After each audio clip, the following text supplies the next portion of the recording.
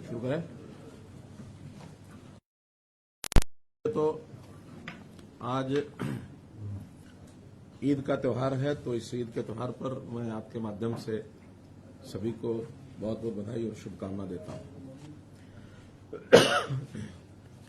दूसरा, आज के इस पत्रकार वार्ता में मुख्य रूप से जिसलिए आप लोगों को बुलाकर मैंने जो बताना चाह रहा हूं मैं, कि जैसे हम देख रहे हैं कल मानसून सत्र केंद्र यानी संसदीय सत्र जो शुरू हो गया है, और उसमें कल के घटनाक्रम से जो चीजें निकल करके आई वो बहुत ही एक प्रकार की चिंता पैदा करने वाली है, बहुत ही एक प्रकार से ध्यान आकर्षण करने वाली है। इस बार के मानसून सत्र में आखिर संकेत पहले मिलते हैं कि किन किन बातों को लेकर के चीजें आगे बढ़ेंगी। तो ऐसा माना जा रहा है कि इस बार किसानों के लिए, युवाओं के लिए, महिलाओं के लिए, पिछड़े वर्ग के लिए कुछ योजनाओं पर चर्चा जरूर लोकसभा के सेशन में होनी थी, होनी भी है अभी, और उसमें कई प्रकार की बातें उनके अधिकार क्षेत्र को बढ़ाने के लिए आने वाली है, ऐसा जो पहले से इंगित है। लेकिन विरोधी पक्ष कांग्रेस का एक हमेशा एक टारगेट रहा है कि कभी भी देश में कोई अच्छी बात होने की संभावना हो तो उससे पहले कुछ ताकतों के साथ मिल करके उन चीजों को कैसे डिरेल करना है, प्रारंभ में ही उसके ऊपर कोई ना कोई प्रश्न चिन्ह खड़ा कर दिया जाए। तो जिस प्रकार कल उन्होंने ये सब किया है, एक कंपनी है पेगासस, जिसकी मदर कंपनी एनएसओ है, उनके माध्यम से जो जासूसी और फोन टैपिंग की बात चलाई गई है, वास्तव में तो कांग्रेस का एक चरित्र रहा है कि जैसे वो खुद हैं ऐसा ही वो सबके ऊपर लांछन लगाने की बातें करते हैं, क्योंकि उनका इतिहास भरा पड़ा है। जब अपने यूपीए के कार्यकाल में ये सब वो करते रहे, न केवल विपक्षी दल के लोगों के साथ, बल्कि उनका तो अपना घर भी इन चीजों से भरा हुआ है कि अपने ही लोगों की फोन टेपिंग, अपने ही लोगों की जासूसी, ये सब वो कराते रहे हैं। उनको लगता है कि शायद सभी ऐसा करते होंगे, जबकि हमारी सरकार का किसी प्रकार का दूर दूर तक इसके साथ कोई लेना देना नहीं है। और उनके यहां का इतिहास तो ये है कि आपको ध्यान में होगा, एक बार उस समय के वित्त मंत्री प्रणब मुखर्जी ने, जो उस समय के गृह मंत्री थे पी चिदम्बरम, उनके खिलाफ कितना एक सीरियस, एक खतरनाक पत्र लिखा था कि गृह मंत्री वित्त मंत्री के फोन टेपिंग करा रहे हैं।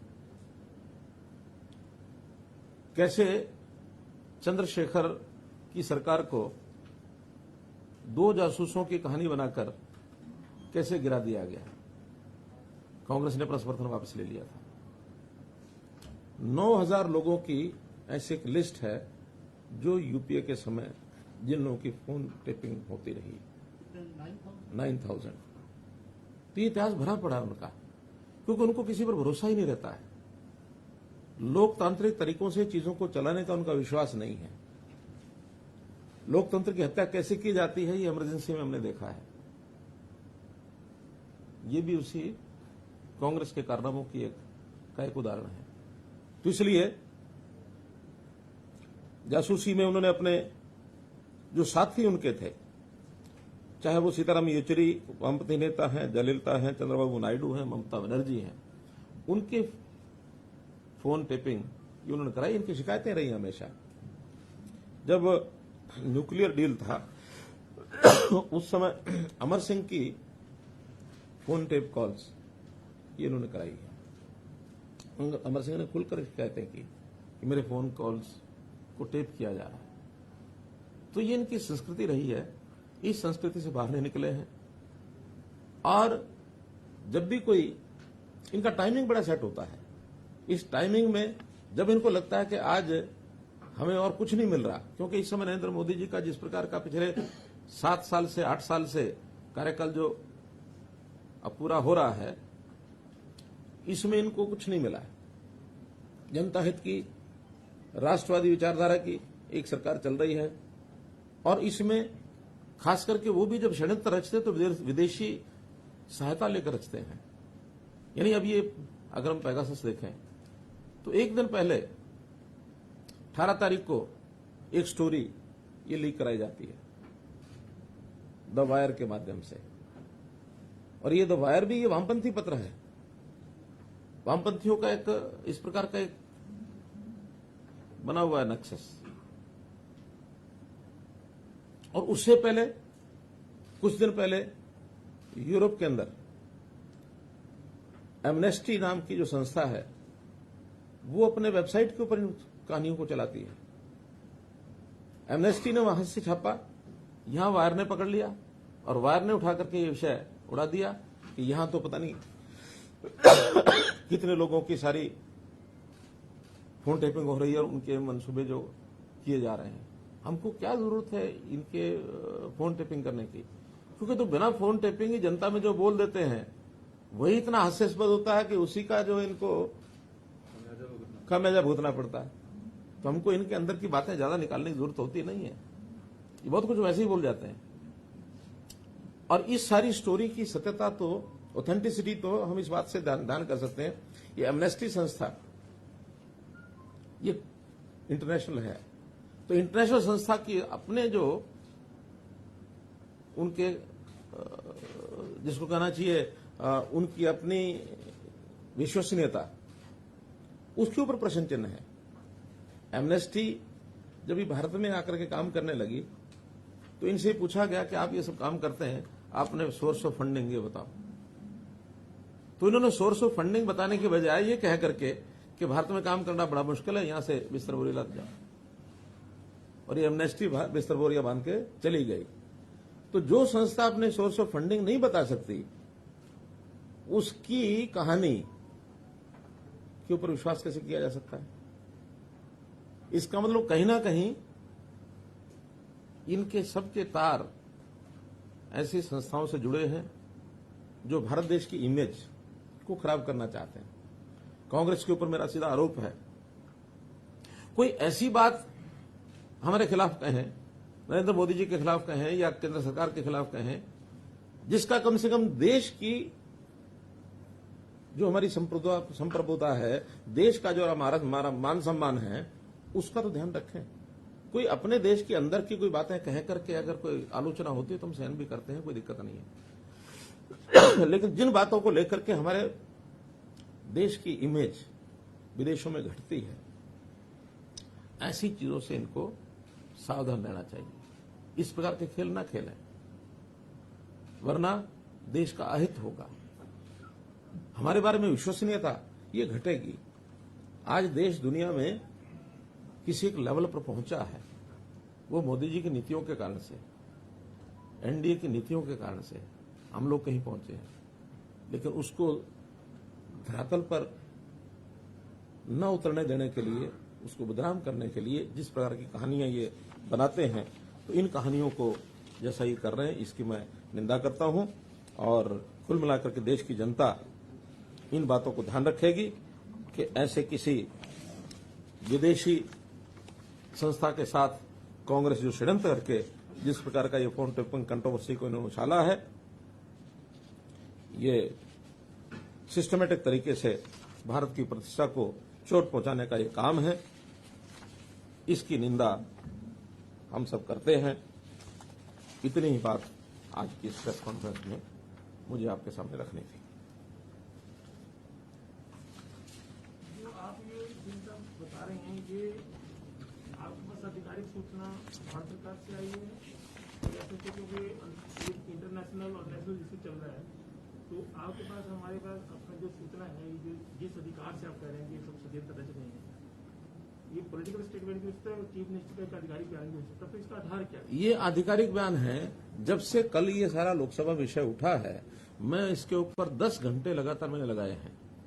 मेरी जानकारियां ऑथेंटिक जानकारियां हैं, ये सरकार की एजेंसियों के माध्यम से भी जानकारियां हैं, ये वेबसाइट के माध्यम से भी जानकारियां हैं, ये मीडिया के माध्यम से भी जानकारियां हैं।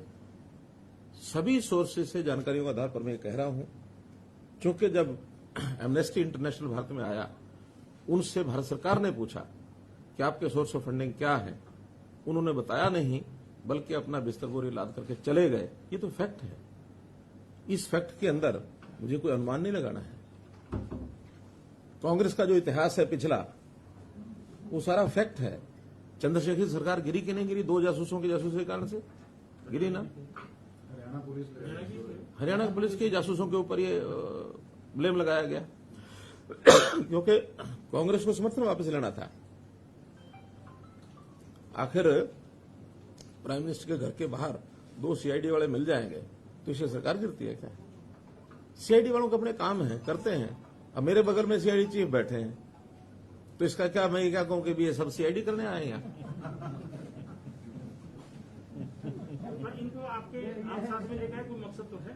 मकसद तो यह है कि इनकी जानकारियां बहुत ज्यादा हैं। इनकी जानकारियां, सीआईडी का काम होता है जानकारियां रखना, और जानकारियां मैंने इनसे भी ली है। ये भी पहले आईबी में थे। यही मैं जानना चाह रहा था जी। नहीं, उसमें मुझे आपत्ति नहीं है बताने में। जो फैक्ट्स हैं वो फैक्ट्स हैं, और ये सारी जानकारियां हम सामान्य व्यक्तियों की बजाय जो प्रोफेशनल इंस्टीट्यूशंस हैं वो ज्यादा जानकारी रखते हैं, हमसे ज्यादा रखते हैं। इनका काम है ये। आपने कहा कि 10 घंटे अध्ययन किया, जो उसमें नाम आया उसमें कुछ आपकी पार्टी के नेताओं के भी नाम है, तो देखिए इस तरह के आरोपों का क्या है? विपक्ष की जासूसी कराया। देखिए ये जो एजेंसियां होती हैं जो इस प्रकार के खुफिया तंत्र के सॉफ्टवेयर बनाती हैं, उन्होंने एक सॉफ्टवेयर बनाया हुआ है। वो सॉफ्टवेयर दुनिया को बेचते हैं। किसको बेचते हैं, किसको नहीं बेचते हैं, उनका अपना इंटरनल मामला। कौन खरीदता है, कौन नहीं खरीदता, ये खरीदने वाले का मामला है। क्या उनका हेतु होता है, ये उनका मामला है। लेकिन उसके अंदर बहुत से जो उनका डाटा बनता है टेलीफोन नंबर्स का, पता नहीं, हो सकता मेरा भी टेलीफोन नंबर उसमें हो, आप लोगों का भी किसी में हो। तो डाटा बेस जो होता है फोन नंबर्स का, वो जो 50,000 फोन नंबर्स जो रिलीज किए गए हैं, वो उनके हो सकता है टारगेट रहे हों, लेकिन वो टारगेट किसने बनाया और कौन सी कंपनी ने कहां से जाके लिए, और वो सारे कोई उनके ऊपर कोई स्पाईवेयर काम किया कि नहीं किया, ये कहीं कोई प्रमाण नहीं है। मेरा फोन भी है, मैं भी सावधानी से ही अपनी बात करूंगा, क्योंकि हो सकता है मेरे फोन भी कहीं ना कहीं किसी ने लगा रखा हो। दुनिया में बहुत सी ऐसी एजेंसीज हैं जो इस प्रकार के जासूसी काम करते हैं, दुनिया में है। लेकिन हमारा उसमें क्या रोल है?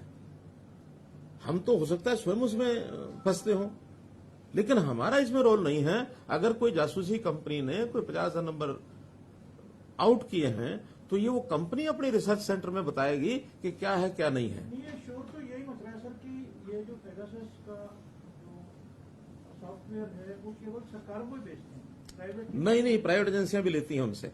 हाँ, वो भी लेती हैं। अब ये हो सकता है कि प्राइवेट एजेंसियां उनसे प्राइवेट तरीके से लेती हों, डिक्लेयर ना करती हों, क्योंकि बनाने वाली जब एजेंसी प्राइवेट है, ये कौन सी सरकारी है? नहीं, हमारे पास इसकी कोई जानकारी नहीं है। लेकिन अगर किसी के नंबर किसी प्राइवेट एजेंसी ने ले रखे होंगे और हमारे पास कोई शिकायत आएगी तो हम ढूंढ जरूर देंगे। हमारे पास कोई शिकायत आए तो हमारे पास इतने सिस्टम हैं कि उसको ढूंढ जरूर देंगे। का मामला है, इसको कांग्रेस से खूब ले रही है, इसकी वजह आप यही मानते हैं कि जो तमाम मुद्दे हैं जो लोकसभा के सदन की कार्रवाई के दौरान सामने आने की, चाहे किसानों की बात है, युवाओं की, जो आपने कहा, तो यही कारण है उनको कैसे ओवरशेडो किया जाए, उनके ऊपर कैसे एक ऐसा मुद्दा डाल दिया जाए जिसके अंदर चर्चा चलती रहे और बाकी सारे विषय गौण हो जाए। मुख्यमंत्री जी, दुनिया के 17 मीडिया ऑर्गेनाइजेशन ने मिलकर ये पेगासस प्रोजेक्ट पर काम किया है। क्या आपका मानना है कि ये सारे वामपंथी विचारधारा से जुड़े हुए हैं? उसमें वायर एक है, हाँ, वायर एक है। तो वायर वामपंथी है, आप सिद्ध कर लीजिए। वाशिंगटन पोस्ट, द गार्जियन, सब ऐसी ऐसी संस्थाओं से जुड़े हुए हैं जिन संस्थाओं का किसी देश के साथ कोई लगाव नहीं है। ये सब अपने अपने तरीके से ये काम करने वाली संस्थाएं हैं। ये कोई देशभक्ति या देश के प्रति प्यार रखने वाली संस्थाएं नहीं है। सवाल ये है कि लोकसभा से पहले क्यों आते हैं?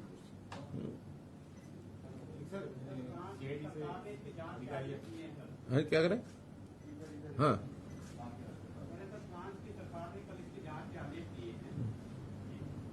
सरकार ने, फ्रांस की सरकार ने, तो करे ना फ्रांस की सरकार जांच करे और जांच के तथ्य जो सामने आएंगे उसके बारे में अपनी टिप्पणी करेंगे कि हाँ सरकार ने किस मंसूबे से की है। क्योंकि कोई दूसरा देश किसी दूसरे देश के बारे में कोई बात टिप्पणी करता है और कोई जांच कराता है, उसका भी अपना कोई मंसूबा हो सकता है। हमारे अपने देश की एजेंसी पर तो हम भरोसा करेंगे, लेकिन बाहर की एजेंसी के ऊपर हम एकदम को भरोसा करने की बात नहीं है। जब चीजें तथ्य सामने आएंगे तब देखेंगे। और देखिए, इन सारी बातों का एक जो मुख्य बात है, मान लो ये विषय था भी सही, कोई ऐसा असल में तो कोई है नहीं, लेकिन इसकी कोई विषय को उठाना ही था, तो ये 20 दिन पहले, महीना पहले, 2 महीने पहले, 15 दिन पहले क्यों नहीं हुआ? विषय तो ये सालों से चल रहा है। ये कंपनी 2018 से ये काम कर रही है। विधानसभा का, लोकसभा का सत्र शुरू हुआ उससे 1 दिन पहले इस विषय को उठाने का हेतु क्या है? ताकि हमें शोर मचाने के लिए कोई मुद्दा मिल जाए। क्योंकि सब तो जरूरी नहीं कि 10 घंटे का समय लगाएंगे, जैसा आज मैं अथॉरिटेटिव बोल रहा हूं, ऐसे सब लोग 10-10 घंटे का समय लगाएंगे और फिर जाके बोलेंगे।